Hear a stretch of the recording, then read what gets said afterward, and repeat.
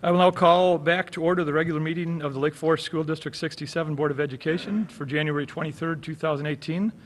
Before we do a roll call, we have a host of special guests tonight, our Boy Scouts from Troop 46 of Lake Forest, and they're going to lead us in a flag ceremony, and then we'll continue as usual. Justin Bauer, thank you. Color guard, attention. Color guard, forward.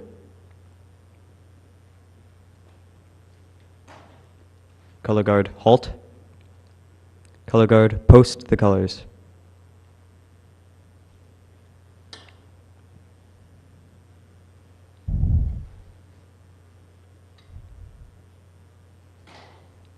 I ask that you please rise for the Pledge of Allegiance. If in uniform, Scout right hand salute. I pledge allegiance to the flag of the United States of America and to the republic for which it stands, one nation, under God, indivisible, with liberty and justice for all. Color guard dismissed. You may be seated. Thank you. Roll call vote, please. Mr. Novitt? Dr. Lemke? Here. Mr. Ford? Here. Mr. Folker? Here. Mr. Burkowski? Here. Mrs. Sands? Here. Mrs. Levert? Here. We have a quorum. Thank you.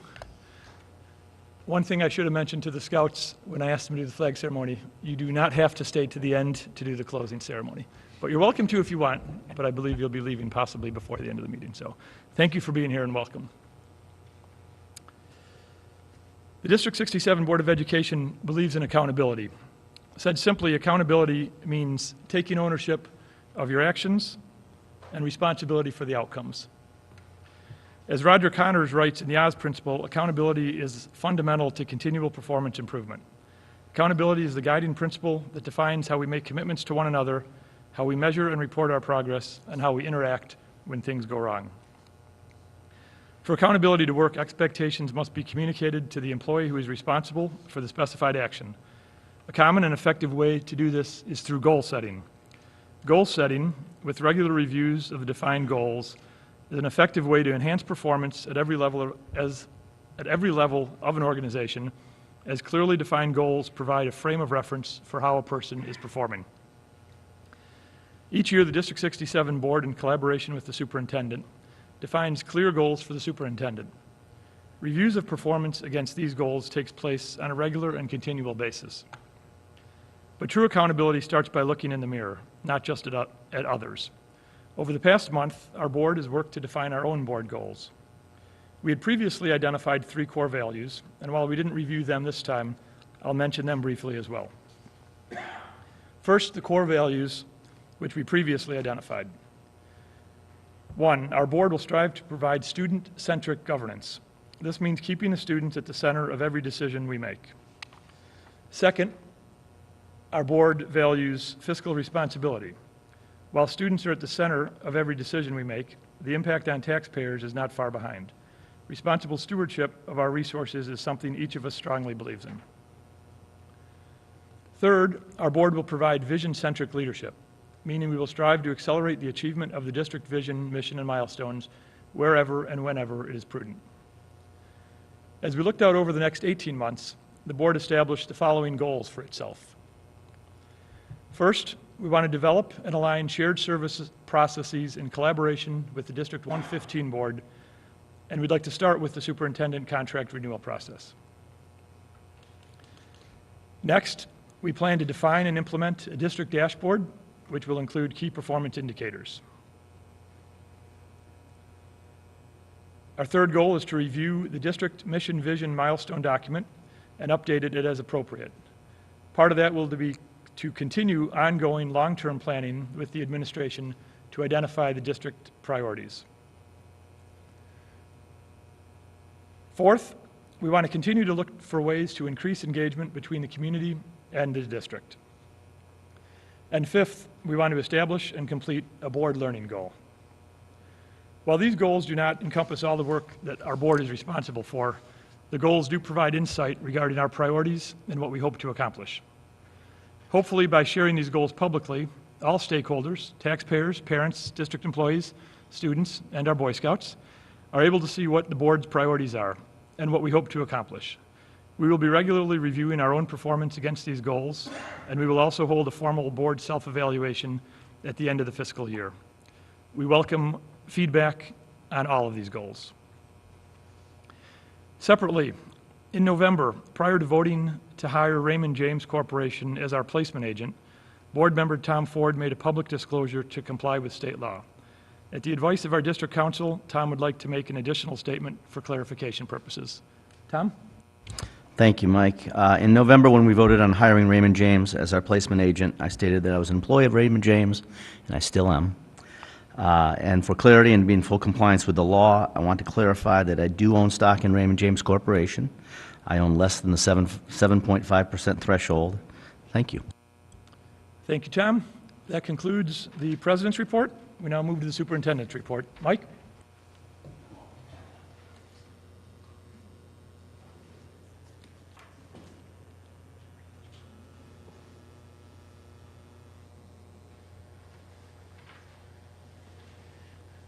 All right, so there's one part of the superintendent's report that is a lot cooler than the other, and so I'd like to invite Joe Remus up, if we could. So Joe is a fifth grader at Deer Path, and we received a letter from the Regional Office of Education that said, "Congratulations, Joe, on winning the school geography bee." And so this is our opportunity to say also congratulations, and then tell us a little bit about the geography bee and how that all worked. Yeah, we basically just got called up for questions and answered them, and it was like there was a few rounds, and then there were the elimination rounds, and I won.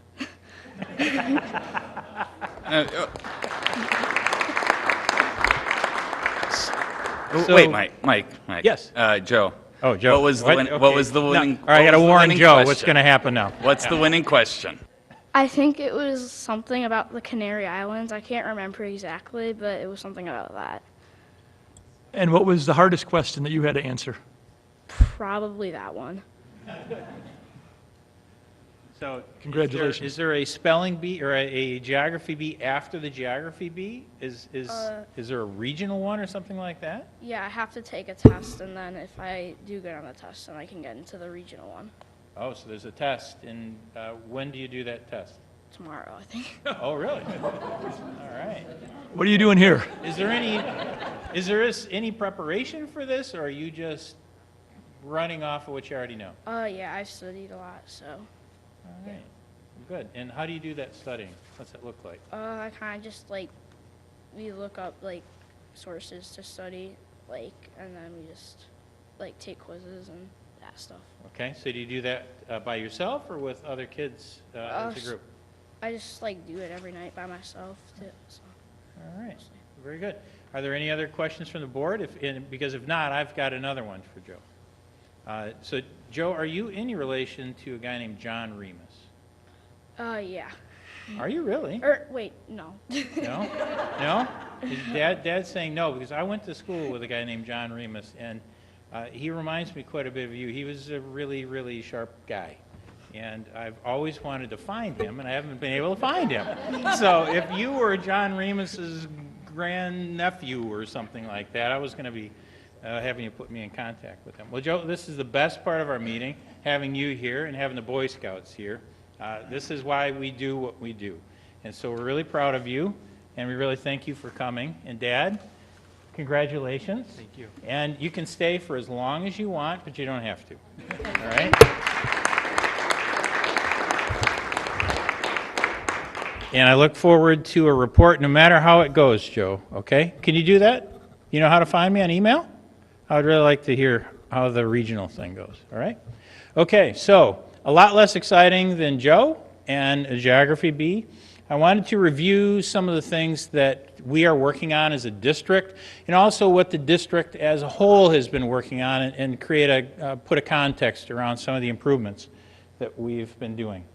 So to go back in time, before any of us were here, is a thing called Project 2000. The planning of that started in 1998, and then in 2000, a number of very significant improvements were made in the district. And that's where we got a number of our additions and changes to the physical footprint of a number of all of the buildings in the district.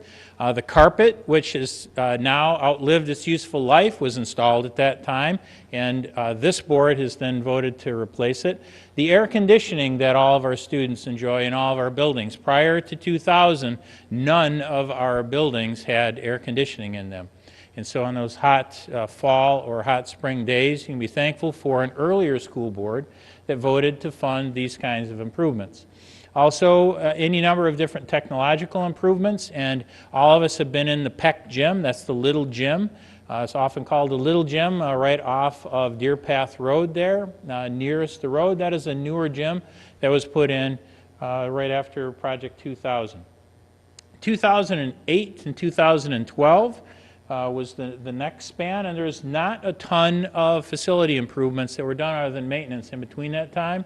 In 2008, the district entered what we would call survival mode. There's the market crash, revenues evaporated, and in the district, literally, the prudent administration and a board at that time said we need to scale back on anything and everything that we can and get through this crisis. And so that went on for a number of years, and in 2012 was the beginning of a recovery for the district. The revenues began to increase again.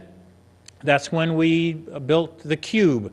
So all of our students have been into the Cube, I'm sure, at some point, and that was the last thing of the prior superintendent's tenure here, was to bring the Cube in. And the district won an award for that from, that was recognized at the statewide conference for that design. Deer Path West, when you go in now, it was old 6x6 tiles that were asbestos tiles. This was the year that all of that was abated, so all those nice floors on Deer Path West, those were done at that time. And that was a very significant project. Some of you may remember some of the difficulty we had completing that project on time. Very stressful. 2013, one of the significant investments we made that year was actually to reduce the sound of some of our stuff that was emanating from our rooftop to one of our neighbors. Believe it or not, that was a big one. In 15-16, the board voted to abate and remove the existing tile in all of Cherokee. That was the first. In all the hallways and all the classrooms. We redid locker rooms. We did some stuff that is not very exciting, like resurfacing a main driveway, but it's really important. And also at Sheridan, we did that as well as at Deer Path. And in 16, we continued with the abatement at Everett and Sheridan. That's all done again.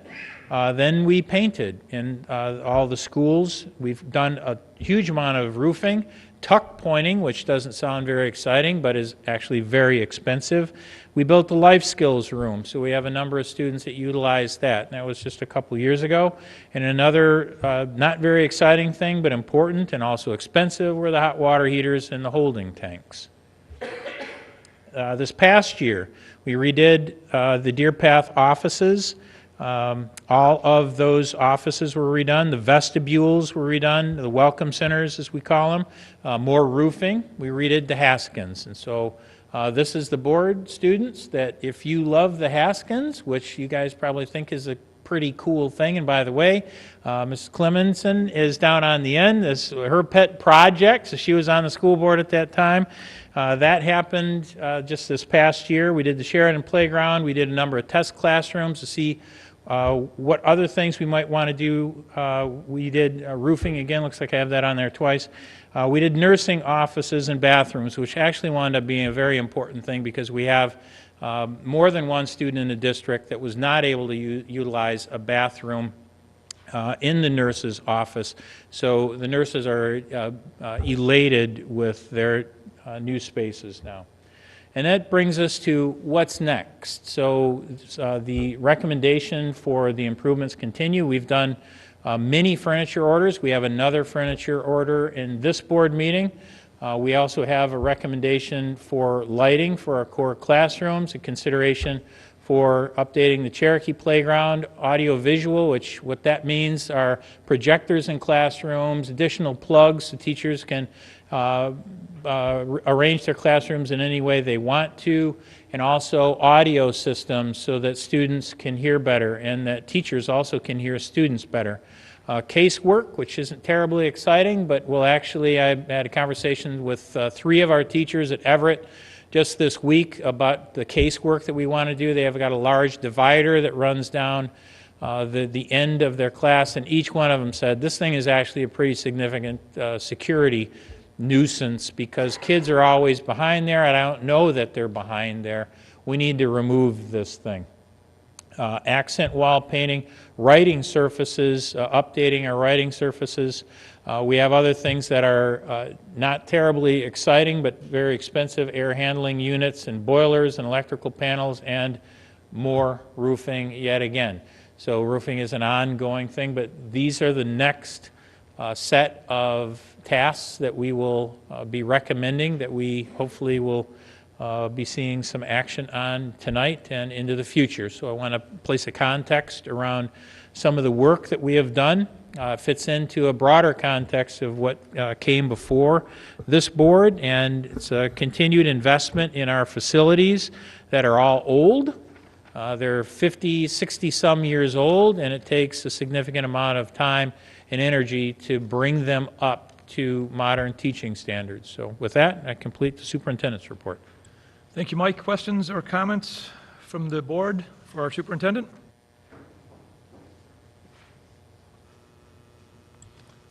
Seeing none, we move on to public participation. Are there any members of the public who would like to address the board? If so, please approach the podium and say your name. We move on to reports. I believe we have no reports for tonight. We move on to board committees. First board committee is the Board Education Committee, chaired by Jeff. Thank you, Mike. The Education Committee met on January 12th. We had 3 major topics that we discussed.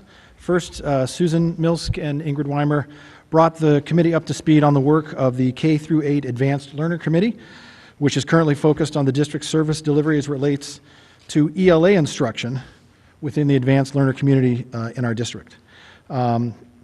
The key takeaways from that particular presentation is that the committee is doing a variety of work to understand the best model that we can use to serve advanced learners and all students for that matter, and is going to be partnering with Northwestern University's Center for Talent Development to review our current program, seek input from the community, and make recommendations for improvement. This work will begin in the spring, but any changes to the curriculum or services in grades 5 through 8 will probably not be implemented until the 18-19 school year because we will want to get community input and feedback, and there will need to be some professional development should there be any changes made. The second topic that we discussed was the changes that are going to be happening relative to our new kindergarten programming. Moving to a tuition-free full-day kindergarten brings with it some potential changes to our curriculum at that level. So Susan brought us up to speed on what's been done to date and what will be done as we move forward. Last but not least, Susan Milsk and Renee Fitzsimmons gave an excellent presentation regarding how the district is finally documenting our curriculum and making it available online to teachers and eventually to parents. We've been talking about this since I joined the board 5 years ago. And they provided an overview of what's called the Roadmap to Success, which there are 2 documents, one for grades K through 4 and one that are grades 5 through 8. Each document provides links to curriculum calendars, to documentation, to assessments that allow teachers to make sure that they are consistent in how they are teaching and assessing students across all buildings and across all classrooms. It's truly tremendous work when you look at it. The teachers, I think, will benefit greatly from it, and our students will benefit greatly from it as a result as well. So really, kudos to Susan and to Renee for the hard work that they've done and the excellent work that they've done in finally kind of getting this started. It's also was exciting to see what's planned for parents. There will be not quite as in-depth a document, but a higher level curriculum highlights document that will become available hopefully this spring to parents, so that parents can get a feel for, on a grade level, what are the particular curriculum topics that are being addressed within that grade over the course of that year. So again, something we've talked about for a while is finally coming to fruition. So thanks so much to Susan and her team and Renee for finally getting this together. The last thing is we started a new agenda item in our meetings. We also have a committee member input section of our agenda with the intent to provide specifically community members with an opportunity to bring in things that are being heard out in the community, opportunities to discuss potential future agenda items, and just have things that may not necessarily be on the agenda, but we don't want to violate OMA. So similar to what we do within the board, we've added that to the agenda. Our next meeting will be on Friday, March 16th at 8:30 here in the West Campus. That's it. Thanks, Jeff. Questions for the Ed Committee? Seeing none, we move on to the Board Finance and Operations Committee chaired by Tom Ford. Board Finance and Operations Committee has not met since our last meeting. However, we do meet this coming Tuesday here at the West Campus at 7 a.m. Public is certainly welcome to join us. Questions for the Finance and Ops Committee? Policy Committee, Kent. Policy Committee at long last did meet. We had a meeting last Thursday on January 18th. We started at 8 in the morning at the West Campus offices. At the meeting, I was actually present, Alice Levert, Jeff Folker, Mike Sementik, I mispronounced his name, the superintendent guy. All the time. Jennifer, Rebecca, Brittany, and Elaine were present. Probably the high point of the meeting was Jeff did approve the meeting minutes of our September 26th meeting.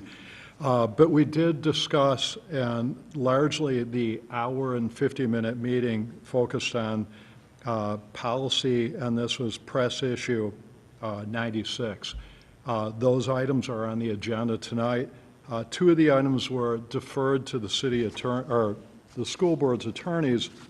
The items that were deferred related to policy 4.15, which is identity protection, and then also policy item 7.260, which relates to exemption from physical education, I believe for 7th and 8th grade students in certain circumstances were, again, referred out to be consistent or have opinion of legal counsel.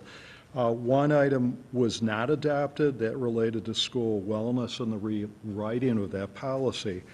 For the sake of it, there were other items that were discussed that day, and they related to items that are on the agenda today, which would be policy 6.2, which is the school year and calendar day, 6.30, which is organization of instruction, 6.180, which is extended instructional programs, and lastly, policy 6.230, which relates to the library media programs, which is also on the agenda today. 9:50, we adjourned. There is no future meeting scheduled at this point. I think we're planning to have a joint policy meeting. Well, hopefully we'll have a meeting in the future. Anyways, that's all I have to report. If there's any questions. Well done, Kent. Any questions for policy? Thank you, Kent. We move on to Compensation Committee, chaired by Rob Lemke. That committee has not met. Nor has the Joint Shared Services Committee.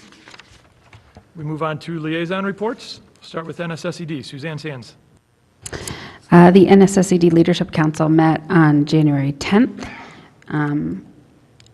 And one of the things that we discussed was the fact that I attended the TASH conference December 13th through 15th in Atlanta with Dr. Schneider, a couple of the NSSED administrators, and Michael Gilmore, a school board member from Northbrook District 28. Our entire team found the conference to be a valuable learning experience, and I have already recommended to Mr. Simic that our administration consider sending a team to this conference next year, which will take place November 28th through 30th in Portland, Oregon. I'm going to share with you a few of the reflections that I shared with the NSSED Leadership Council last week. Since coming back, I've actually been sharing my experience with lots of people in my life, and I find myself saying that I became aware of things that I will not be able to unknow. These learnings will continue to compel me to dedicate myself to supporting the work of NSSED, especially that it's embarking on with the strategic plan, to support the work being done here towards developing more inclusive learning communities in our schools, and finding ways to advocate for a more inclusive focus towards education and life beyond schooling here in Illinois. At the conference, one of the terms used to describe what we should want for all students, and especially the students who NSSED serves, is the opportunity to create for themselves an enviable life. It is very clear that the road toward that starts with inclusive educational opportunities. Thanks to Dr. Schneider, our small group had the opportunity to have breakfast and/or lunch with a variety of people from around the country who are leading these efforts in their communities with regard to schooling, parent advocacy, employment, and systematic change, much like the work NSSED is embarking on. These conversations were enlightening, inspiring, and also quite challenging. I also attended a number of sessions that provided lots of fantastic ideas about how teachers can and are doing this work. A session that was provided by a parent sharing his personal experience advocating for his daughter. A session about a program at Vanderbilt for students with intellectual disabilities.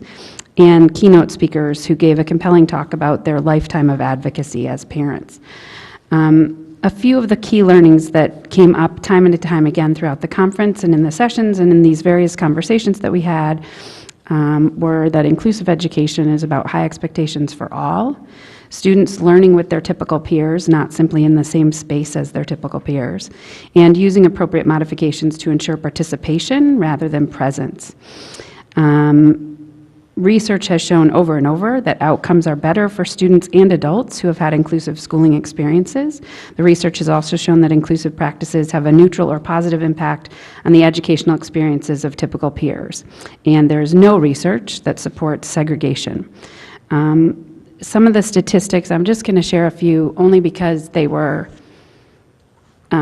just stuck with me. I went to one session where Kathy Gee of Cal State had shared some observational data from a post hoc study that they had done looking at outcomes and experiences for 15 pairs of matched students who were all in the same district.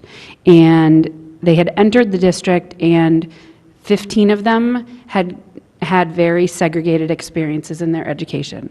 And the 15 that they were matched with, who came into the district with, I mean, when she described to us the way they were matched, they came into the district with the same disability primary label, the same secondary labels, the same skills coming in, often the same gender, the same family socioeconomic status, so many similarities among these pairs to make them studyable. And then 15 of them were in more inclusive environments in the same school district. And it just so happened that whoever sat on your IEP committee in this district, if you had 3 administrators, 3 particular ones, you ended up in this more inclusive track. And if you had anyone else, you ended up in this more segregated track. So that's its own thing, but it gave the researchers this unique opportunity to look at what are the different experiences of these students. They haven't analyzed the outcomes for students yet. They were still working on that data when the conference happened. But what they had done is analyze their observational data. So they went in for an unbelievable number of hours, and they observed in these classrooms these individual kids and broke down percentages of how their day was spent. And they looked at things like how often were students involved in age-typical activities. And that means that you have someone who is 12 who's doing something that you would expect a 12-year-old to be doing in a classroom, not something that you might expect a preschooler to be doing in a classroom or something like that.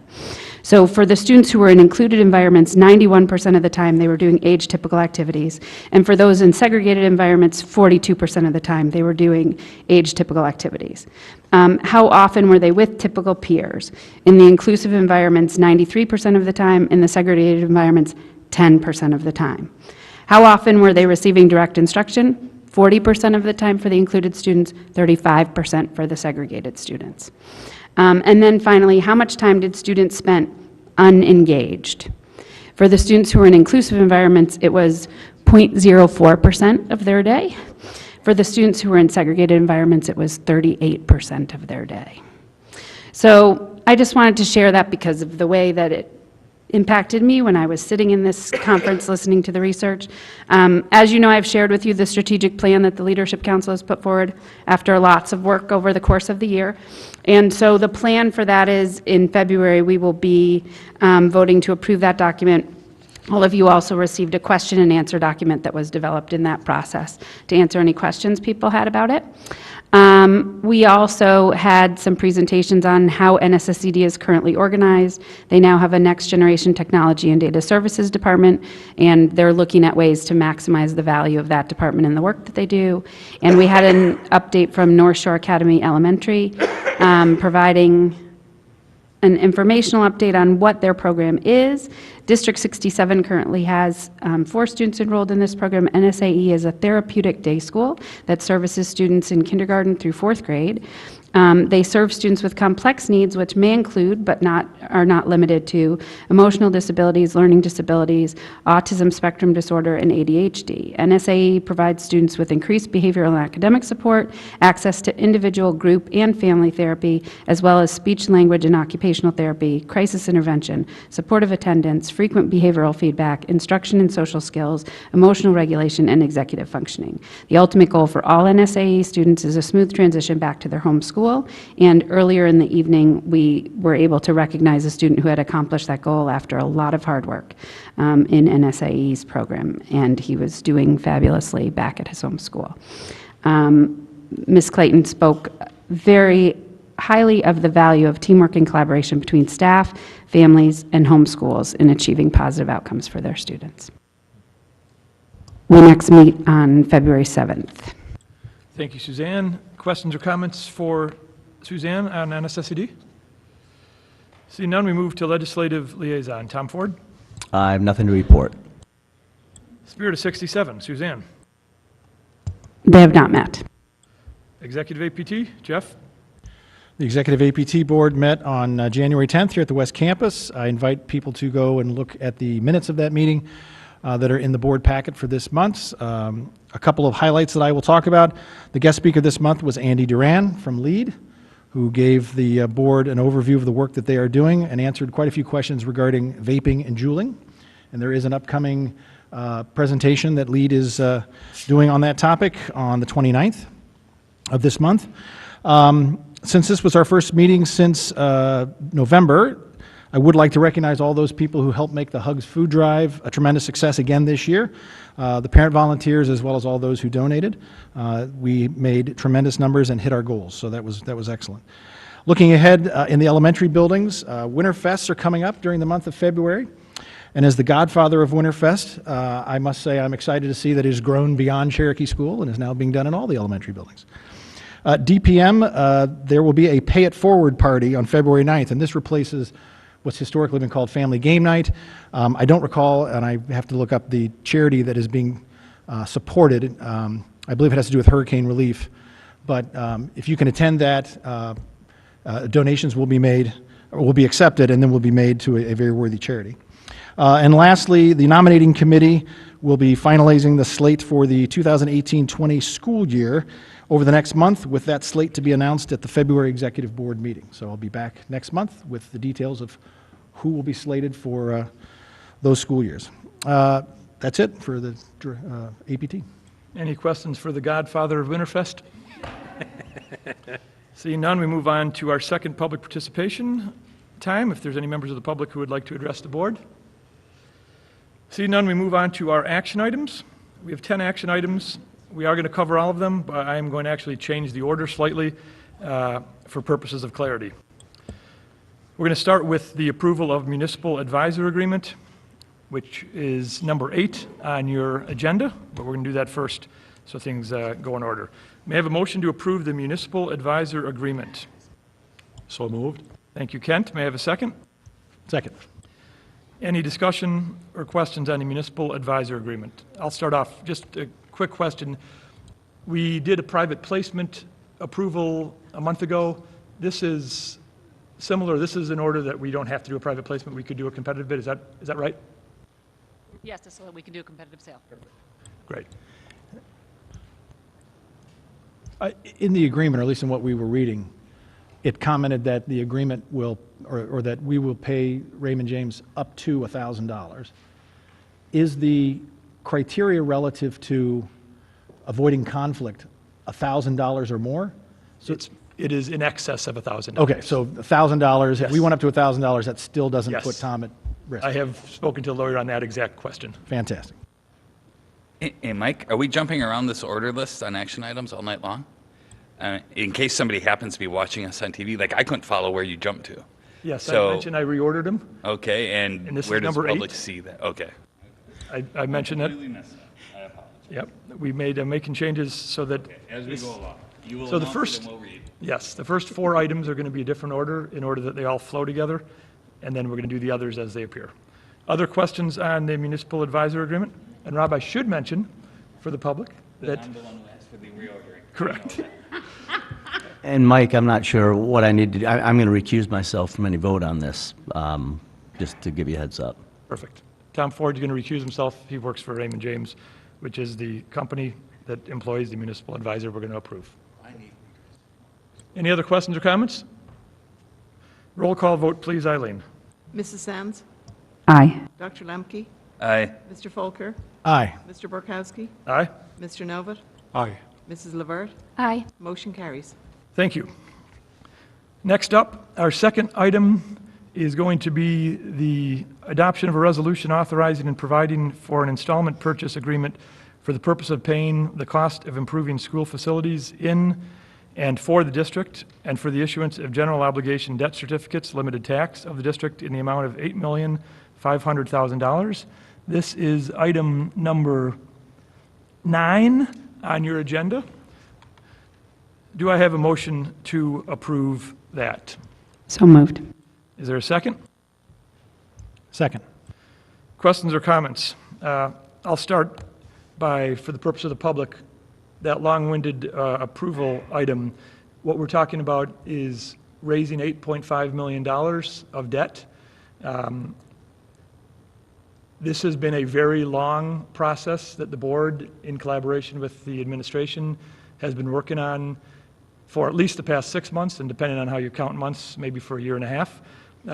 We've had many, many meetings. We've had lots of discussions. The superintendent report tonight that discussed sort of the history and the current project list and the future project list. All of that has been part of the discussions as we look at this item to raise $8.5 million. So this isn't sort of a last minute, hey, let's go raise a bunch of money. It's been a long process, a thoughtful process. We've seen a lot of financial models from Jen and the business office. We've seen a lot of ideas and priorities that affect students in a positive way from the curriculum and education side. So it's been a very positive process. It's been a lengthy process. Other comments by board members before we vote on the $8.5 million debt raise? I think it should just be highlighted again that we've talked about this in the past, but this is in alignment with the district's milestones relative to ensuring that our learning spaces allow us to deliver our curriculum in a way that is best aligned with how we're asking our teachers to deliver that curriculum. I personally am growing weary of the debt that we continue to ask for. That being said, I do believe that the improvements in both the classrooms, it's particularly in the classrooms, are things that need to occur sooner rather than later. So that's why I will support this particular issue tonight. I think it's time to get that work done. The sooner the better, but I'm leery of continuing to move down this path in the near future. I have 2 questions of Jen, just quickly. They're related, so I'll ask both. The DSEB capacity is increases with CPI, I believe, right? Yeah. In 5 years from now, when our current DSEB is off the books, can we float another DSEB to pay for this? You can certainly float another DSEB because you'll have that capacity. Now, whether or not you can use those DSEB funds to pay your debt, is that what I understand your question? I'm speculating probably not. I don't think that we can pay these off early. They're a 10-year cycle. No, but Use your DSEB to pay for other improvements yeah. at that time. Yeah. Okay. So I'm very much with Jeff, except I think I'm on the other side of the line. So I wish it wasn't 8.5 million. I fully support the ideas of everything that's being presented to us. But I think it's a large ask that I'm not comfortable with. And I'll just leave it at that.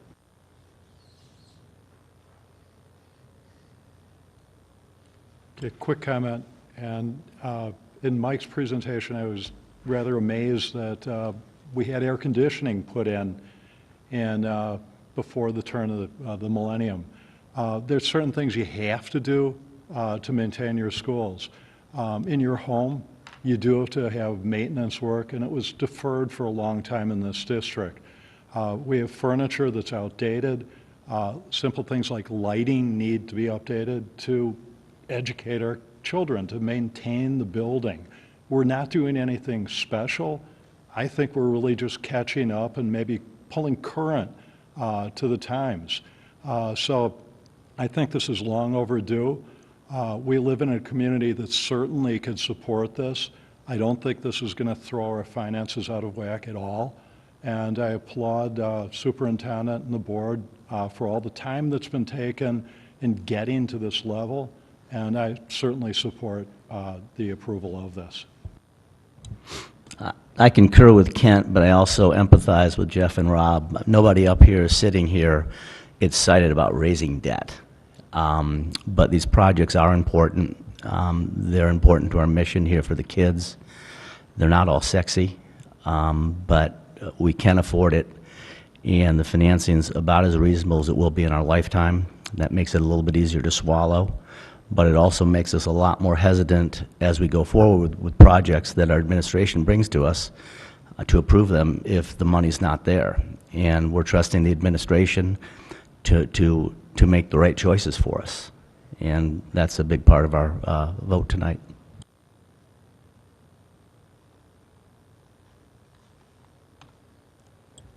I started by talking a little bit about the process. I'll just say my own sort of opinion as a board member of this.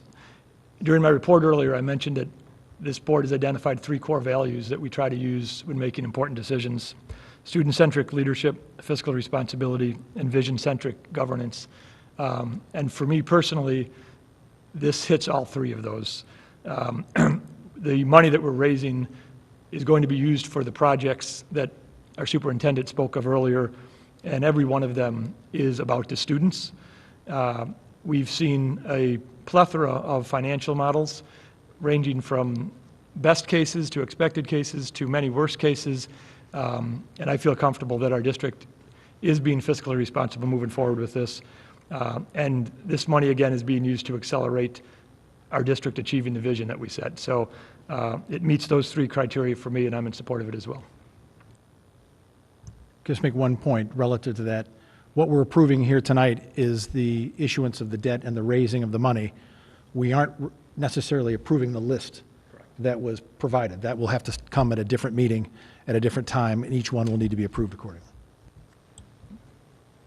But I think it's important to understand that during this process, we've asked the administration to look forward and to look at the whole picture and to make sure that before we did this, that we knew everything that we could know about what we might want to do and what would be good to do to move towards the vision, as opposed to this is what we need now, and then in a few years we need more, and in a few years we need more. We said, please take a deep dive, look at everything, really prioritize what it is, and then come to us and tell us what you think we need to do in order to get the money that we need to be able to pursue those projects. And so this allows us to do that, potentially. Whether or not we approve every project is going to be, further discussions, but it gives us what we would need to be able to consider all of the many projects that are at least now even on the radar for what would improve our classrooms and make them take these very old buildings and make them work in a very new way that meets the educational needs of our students at this time and going forward. Any other comments? We have one last question for John. Okay, so this document that we got tonight, when I sat down, toward the end, there's this several pages worth of comparing debt certificates versus alternative bonds. And I looked in the motion, and I actually don't see the words, although I haven't read the whole motion. So which one, are we agreeing to one of these two, or does Raymond James get to make a choice? No, the resolution is for a debt certificate and not the alternate bonds. We did look at that, but really, you can see what the differences are, and we didn't see that it was more beneficial. Well, there must be a reason, though, because if we could save 30,000, we would. So what's the reason? So glad you approved Raymond James earlier in the agenda, because then I'll have Liz answer that exact question. Oh, okay. Okay. So, you know the Tax Reform Act. Liz, although we know you, can you just introduce Oh, I'm yourself for sorry. the public? I'm Thanks. Elizabeth Hennessy. I'm with Raymond James, and I've had the pleasure of working with the district since 1991. So thanks for having me tonight, and thanks for approving our contract. The Tax Reform Act changed a number of things, which is why we're changing from a private placement to a public sale. With tax rates going down from 35% to 21%, there's not that big of an incentive for banks, who are the purchasers of private placements, to step up. And so we're seeing a lot of variability with the rates. Therefore, that's why we determined it's better to do a public offering. So then, when we look at debt certificates, we're comparing those debt certificates, which are paid from your operating funds. Therefore, there's no increase on the tax levy for these debt certificates, versus alternate bonds, which have a tax levy backup. It's still paid from your operating funds, but from an investor point of view, an alternate bond has a GO levy that goes on at the time of issuance, and then each year, as you pay with your operating funds, you do an abatement resolution and remove that GO tax levy. So that GO backing makes the interest rates on the alternate bonds about 5 basis points lower than debt certificates. So that's why we prepared that for you. The thing is, to issue alternate bonds, it will take at least 3 months. There's a lot of public processes required, resolution authorizing a petition period, resolution authorizing public hearing, then bond resolution. So that's about 3 months out. So we valued that, and it's $30,000 over the life of the debt, but it's only about $3,000 a year. And as we look at our interest rate environment, we see a lot of pressure on rates going up as the economy improves. So the thought and the discussion was, for $3,000 a year, maybe it's more prudent to move forward with the debt certificates, which only require the resolution that you're approving tonight, than wait another 3 or 4 months and do the alternate bonds when rates could be higher just from movement in the market. Thank you. Other questions?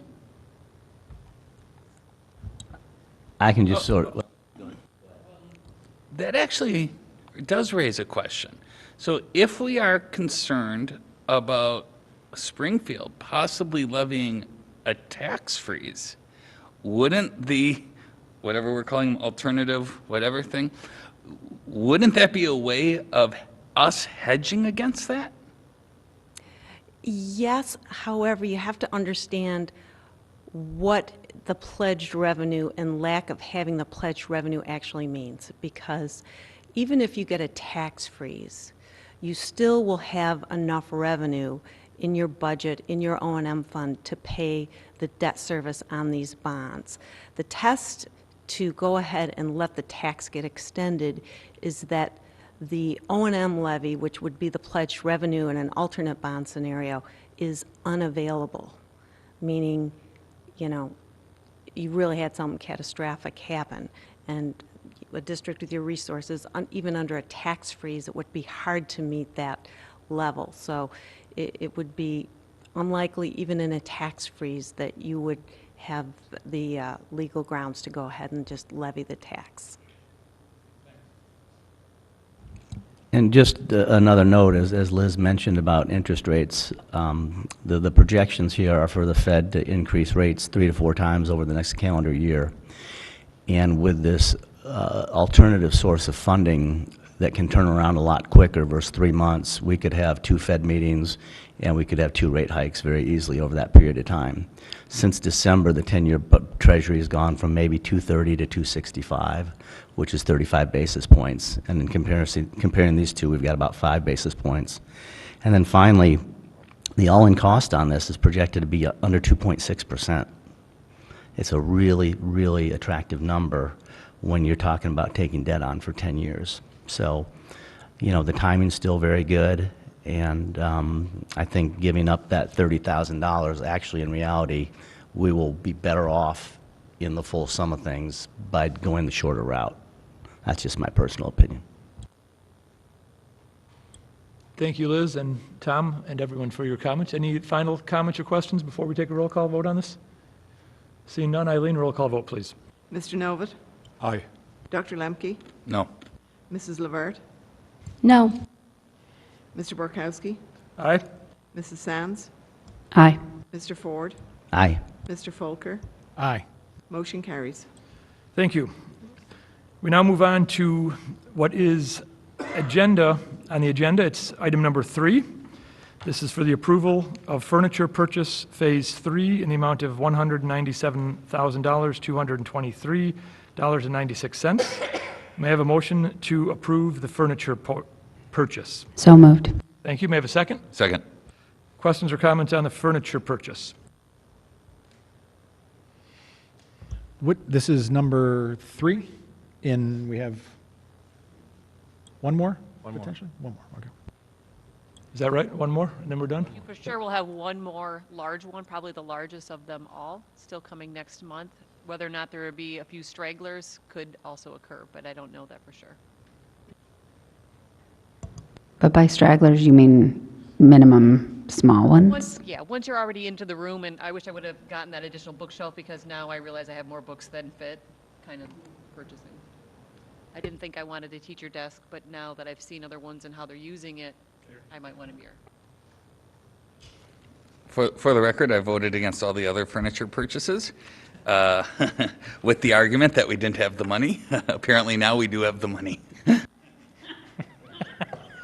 That was the request to reorder. That is the request. Any other question or comment on the furniture purchase? Seeing none. Ken? No? Good? Fantastic. Roll call vote, please, Eileen. Mr. Borkowski? Aye. Mr. Ford? Aye. Mrs. Levert? Aye. Mrs. Sands? Aye. Dr. Lemke? All right. Mr. Folker? Aye. Mr. Novit? Aye. Motion carries. For those looking for clarity as to why we've reordered this, it was to Rob's point, so we could actually have the money through the debt raise to do some of these items. Our next item shows up as item number 1 on your agenda. It is the approval of Perkins and Will Professional Services proposal for Cherokee Playground in an amount not to exceed $8,000. May I have a motion to approve this item? So moved. Is there a second? Second. Comments or questions? Thank you, Boy Scouts, for Clearly, the Boy attending. Scouts all wanted their furniture. Yes. So They don't seem to care about the playground as much. They're big boys. Questions or comments on the Cherokee Playground Perkins and Will Professional Services contract? Clarifying on this, we're not authorizing the payment for the project. It's just a step towards it. Mike, you want to answer?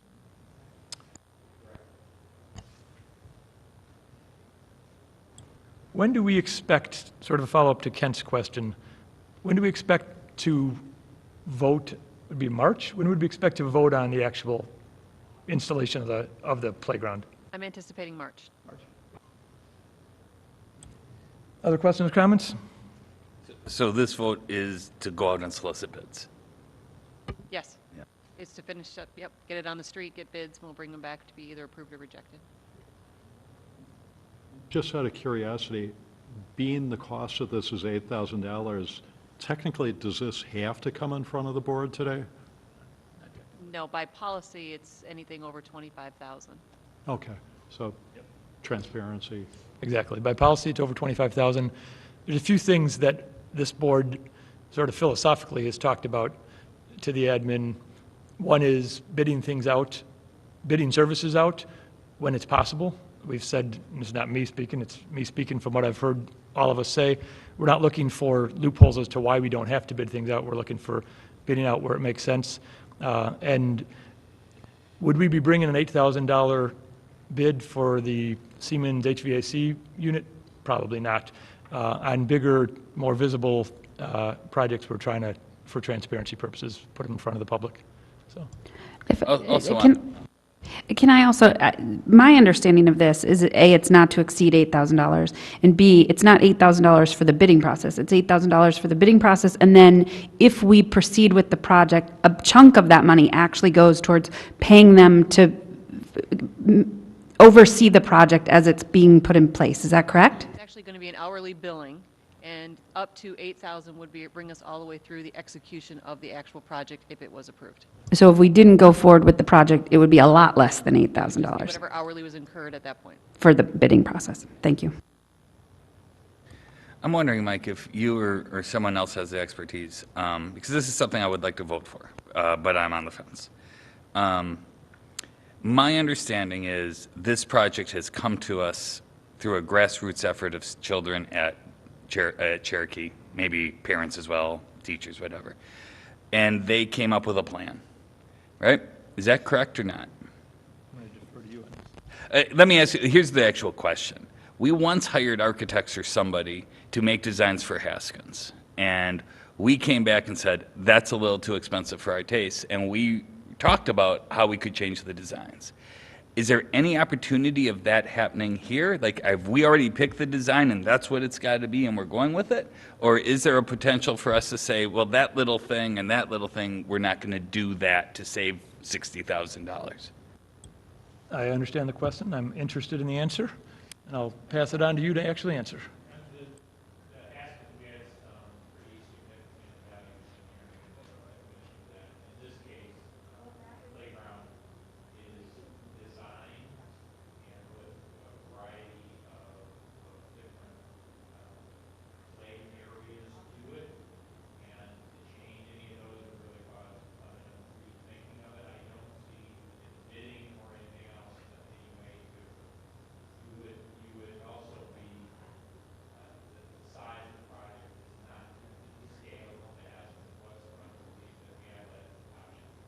So kind of to answer your question just in a little bit different way. So the principal did have a process within the building in which children contributed to the design and what they were looking for and how it fits the space. So there is an actual, and that was basically the equipment. They, weren't telling us about the footprint and things like that. Then we took the equipment that they basically in the layout and design and then had to build the kind of the hardscape around that, which is the part that will be bid. So all of the earthwork, the rubberized surfaces, the asphalt, that's what's part of the bid that Mike referred to. The equipment itself is actually already has been bid by a larger agency than us, by a state agency, which we are buying off that bid. Could there be swap outs instead of these three little slides? You want to go with this slide because it's cheaper or more economical?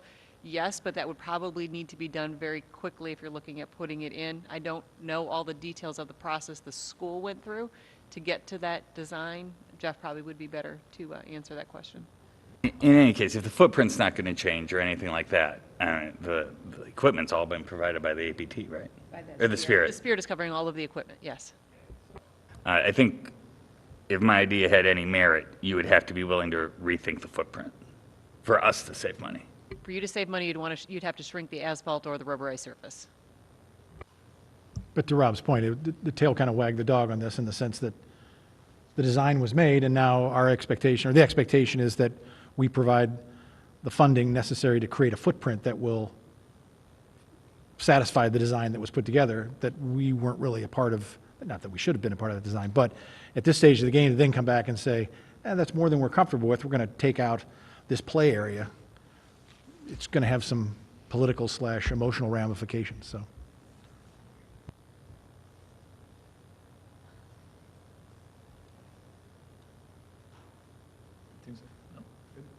Any other comments? I agree with what Jeff and Rob said, and it's something that we've talked about, that we need to get this board in front of the processes, not behind processes. Yep. So, roll call vote, please, Eileen. Mr. Borkowski? Aye. Dr. Lemke? Aye. Mrs. Lavert? Aye. Mr. Novit? Aye. Mrs. Sands? Aye. Mr. Ford? Aye. Mr. Folker? Aye. Motion carries. Thank you. We now have finished our reordering. The rest of them we're going to just go through in regular order. All of those had to do with the debt raise. So we're now going to do what is agenda item number 2, which is approval of intergovernmental agreement for the transfer and maintenance of student records between Lake Forest School District 67 and Lake Forest High School District 115. May I have a motion to approve that? So moved. Thank you. Is there a Second. Thank you. Questions or discussion? Mike, you want to give us a 30-second overview of what this is?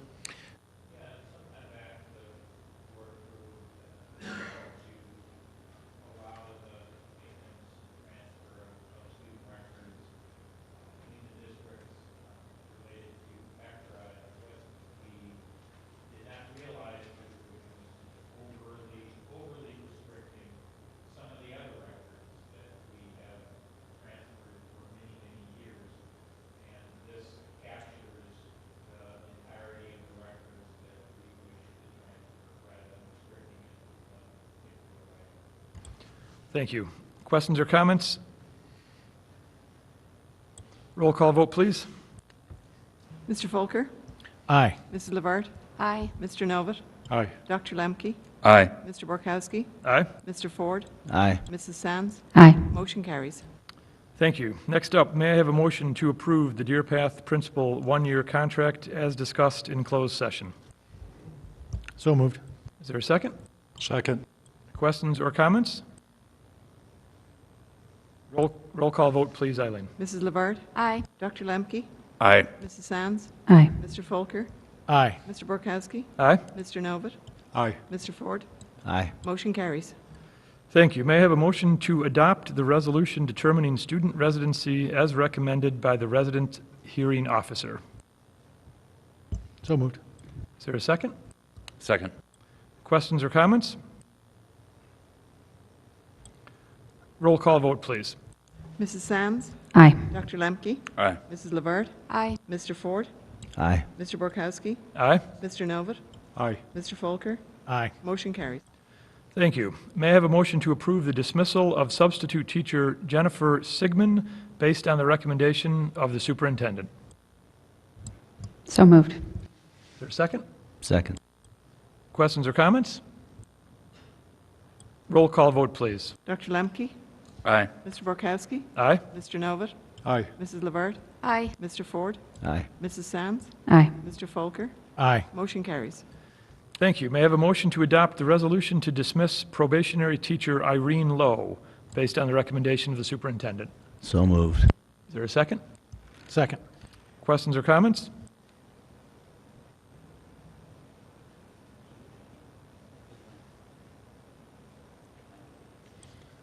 Rob would like to know if you have any comment you'd like to make. So, yes, following this motion, I would like to have a point of order.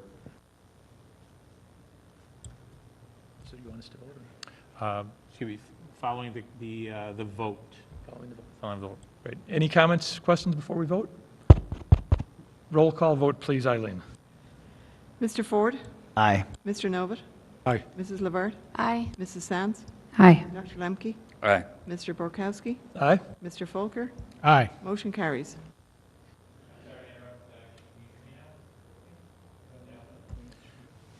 So the point of order I wanted to clarify was on the principal's contract, was the motion and approval based on the discussion in closed session? Yes. Okay, very good, thank you.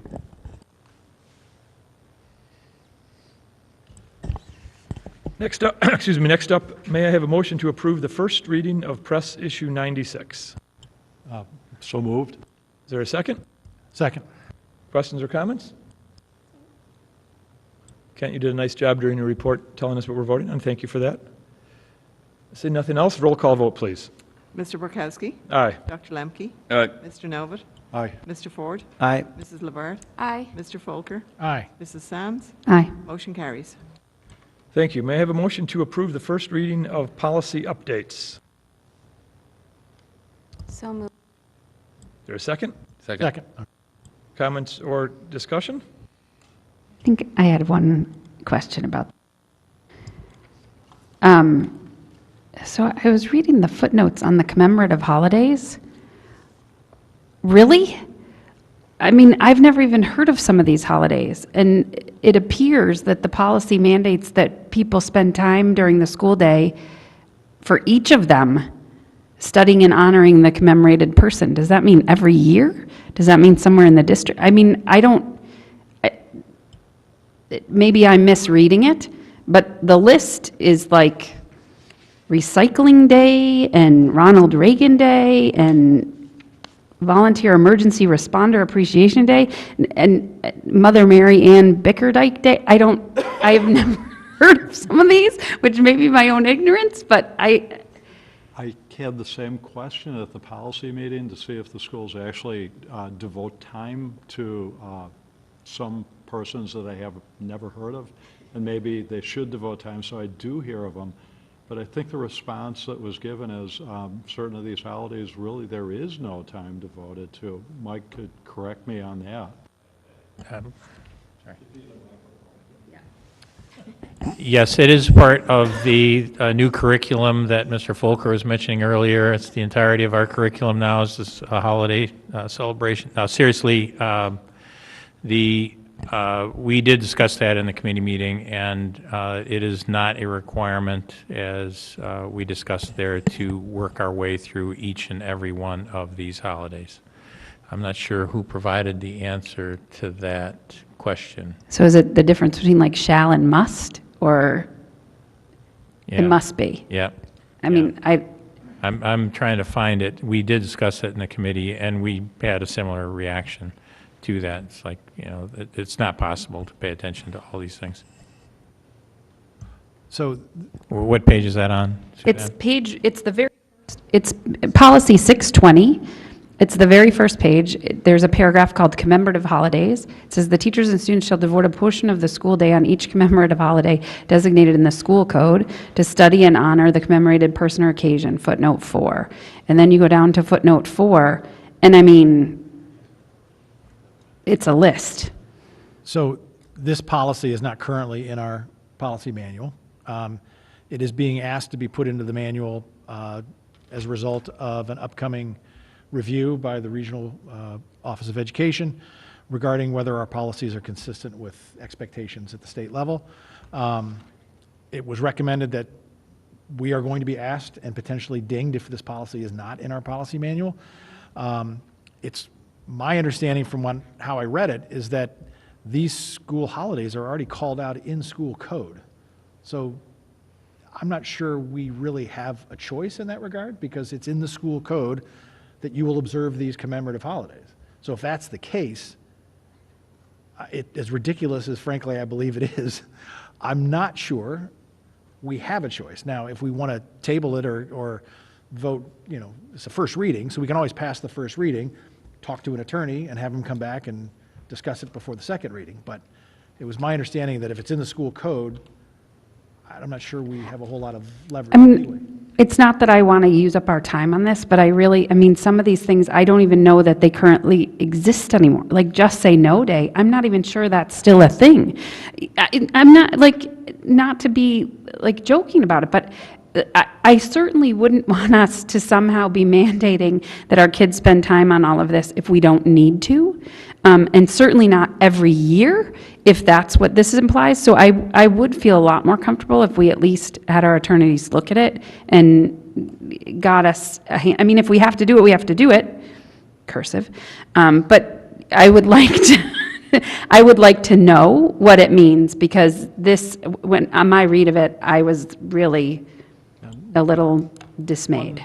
Other part is, in the footnote, it really doesn't describe how much time has to be devoted. Oh, and it doesn't say, is it that you have to visit all of them every year, which would seem to me to be an onerous, I mean, to actually I mean, other than just mentioning them, You announce it during home. right, if you just announced it and that's enough, even still, I don't know if you put up a poster in the hallway when they come in, is that enough? I don't know. That's why I think we need to know what we're approving and what it means for our teachers and what they're supposed to be doing. So, So I'm completely with Suzanne, but I think there's other things as well. You did use the word ding. So what could they ding us on if it's not there? Basically, it's required for our compliance that we have this policy. We can amend the policy to our own wording as we wish, but we do need to have this policy. And that's the reason I brought it forward, is because it was something that was required by compliance. However, I mean, when you read about portion of the day, could it be 2 minutes? Could it Yeah, be- that's why I really think it's important for us to understand, does every part of the policy have to be in? Which things are required and which things are optional? What do our lawyers think about what this commemorative holidays paragraph means? Does it actually have to be there, or can we just have the school calendar paragraph and the other paragraph? I just think it's worth, it seems like a nebulous policy until you read those footnotes and you go, oh my. So I just think we should find out. I'm happy to continue with the first reading. I understand we can make changes before the second reading. That's all fine and good. to Rob's point, I think the other question is what happens if we are out of compliance? Well, we get 30 days to fix it, Or what? or we're out of compliance. we get a wrist Then slap? I don't know if we have funding removed. Board vice I'm not president really sure. gets called to an ROE meeting. All right. We lose our recognition. 20? I mean, I think we need to do everything we can to try and maintain compliance. I also think you bring up excellent points that we should probably investigate further. And I also think we should continue to move this forward because the review is in 90 days?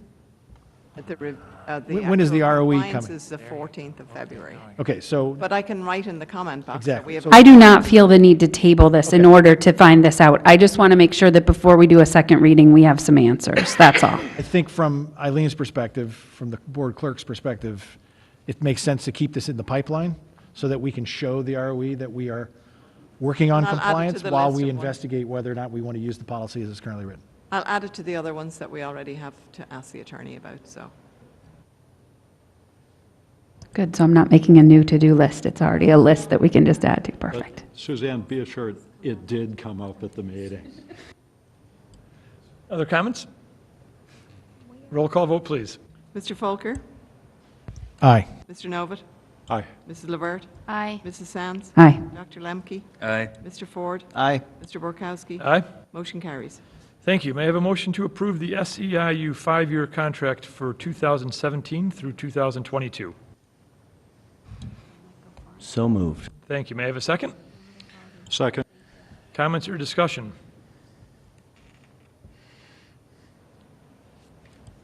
Roll call vote, please. Mr. Novit? Aye. Dr. Lemke?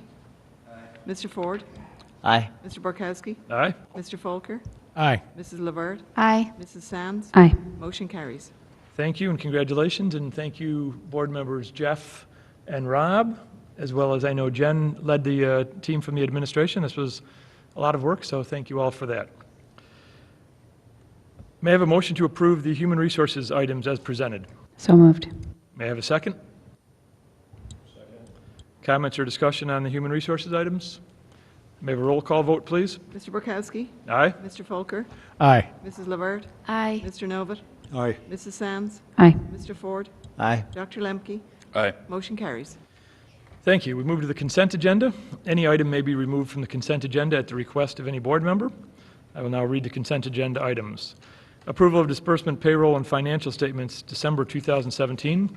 Minutes of a regular meeting and workshop, December 11th, 2017. Minutes of an executive session, December 11th, 2017. Minutes of a board workshop, January 18th, 2018. Disposal of audio recordings, March 15th, 2016. Would any board member like any item removed from the consent agenda? Seeing none, may I have a motion to approve the consent agenda as presented? So moved. May I have a second? Second. Comments or discussion on the consent agenda? Seeing none, roll call vote, please. Mr. Folker? Aye. Mrs. Levert? Aye. Mr. Ford? Aye. Mrs. Sands? Aye. Dr. Lemke? Aye. Mr. Borkowski? Aye. Mr. Novit? Aye. Motion carries. Thank you. We move to FOIA requests. We had one FOIA request during the past month. That was from Jennifer Summers, Parent Foundation, status complete. Announcements, Thursday, February 8th, kindergarten information night, 6:30 p.m. Monday, February 5th, 8th grade Lake Forest High School registration, Deer Path West. That is between noon and 6 p.m. Friday, February 16th, Tri-District Institute Day, no student attendance. Monday, February 19th is President's Day, no school. Tuesday, February 27th, 2018 is our next Board of Education meeting, 7 p.m. right here in the West Campus Boardroom. May I have a motion to adjourn Lake Forest School District 67 Board meeting? So moved. May I have a second? Second. All in favor? Aye. Aye. Any opposed? Meeting adjourned.